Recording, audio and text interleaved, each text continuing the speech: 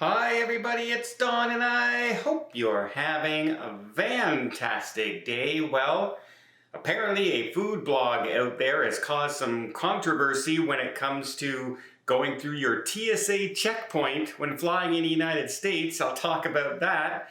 We also have the Serenade of the Seas has altered some changes on some upcoming itineraries and cruises, and it's causing concern, wondering if they're having issues with mechanical issues on board. And then we also have Carnival Cruise Line celebrating 35 years in Port Canaveral.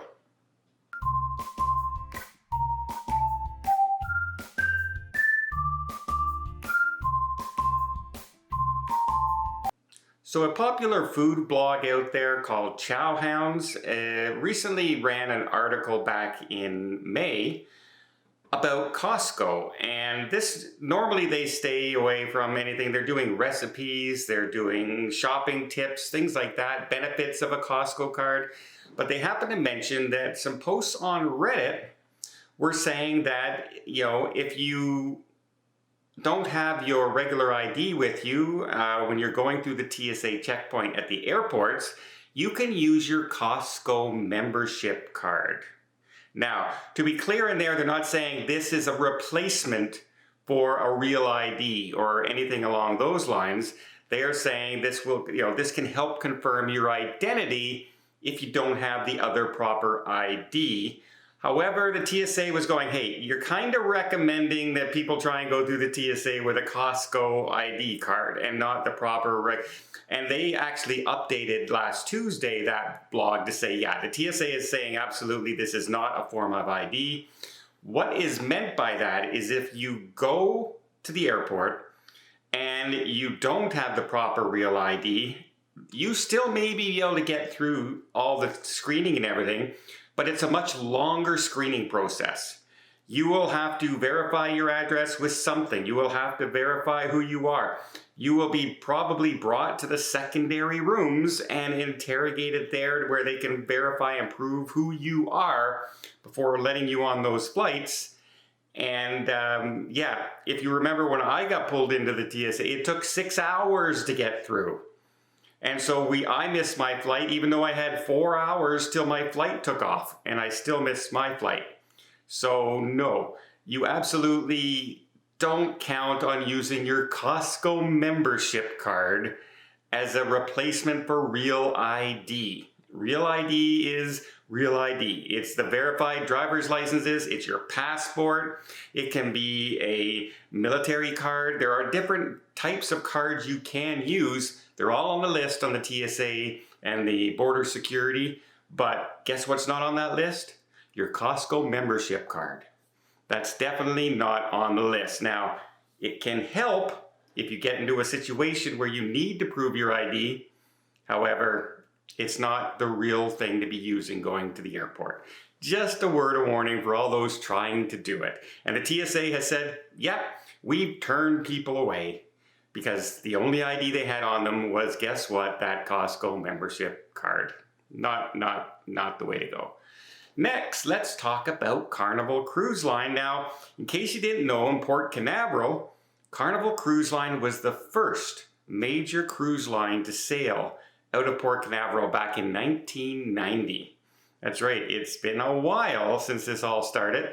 And Port Canaveral has since grown and grown and grown along with the cruise industry, where Carnival now has 4 ships home ported there year round, and also a 5th ship during seasonal, and they're bringing their newest ship coming this year to Port Canaveral. That's how popular it is to them. They say it brings in about $450 million to the area every single year, and that's not the taxes. That's just money spent around in hotels and restaurants, etc. And that's only Carnival. That's not including all the other cruise ships that sail out of Port Canaveral. So yeah, good news there for Carnival. They celebrated on the Mardi Gras, and they had a little cake celebration there, and some Port Authority people were there from Port Canaveral, and they made a day of it. And so congratulations to Port Canaveral, congratulations to Carnival. Carnival even donated to a environmental area group, a nonprofit organization. They donated an electric truck to help, get the different people around to where they have to go and doing their checks and stuff like that. Whatever they needed to do, they donated it as well. So a little bit of good news spreading around, a little bit of cheer to some needy causes as well. Good job, Carnival, doing that. And finally, let's talk about the Serenade of the Seas and why some people are wondering if it has technical issues. Well, people have recently gotten some information. Now, it's normally sailing from Vancouver, Canada on a 7-day round trip. It has different itineraries, but the ones that they're talking about are the 7-day round trip right now. And they've adjusted the schedule, not severely as far as your port stops are concerned. The only real change is Ketchikan. I believe they're arriving slightly later and leaving slightly later. You're losing about a half hour in total time in Ketchikan. But the big change is that return trip to Vancouver.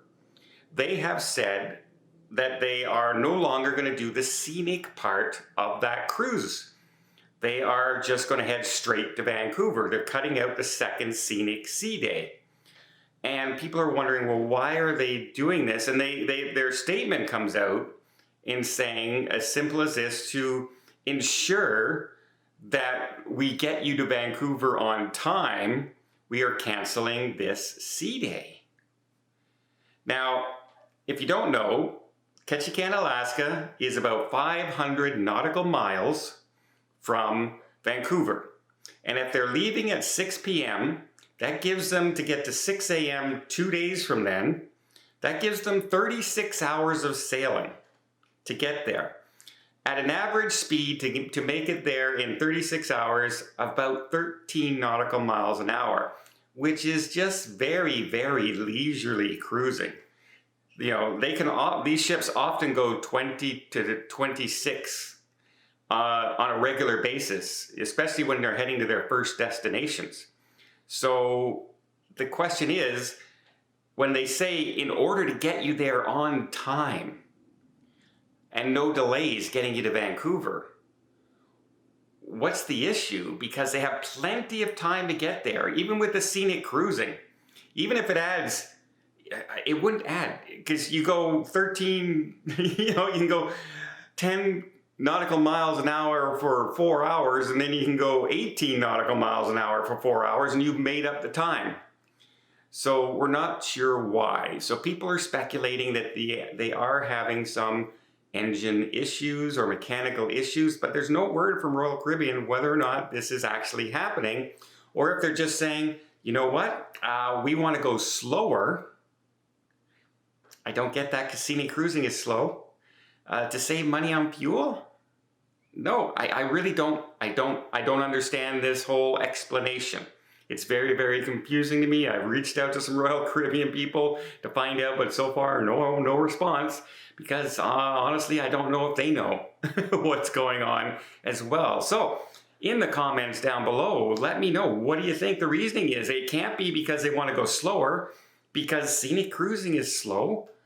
Unless they're planning on going 9 nautical miles an hour, and then they have to speed up to 20, and that'll burn the fuel. I don't get it, folks. I just don't understand. Well, I hope you appreciate this video. If you did, please give it a thumbs up. We'll see more tips, more tricks, more travel vlogs from around the world. Hit that subscribe button. Until next time, have yourself a safe and a great vacation.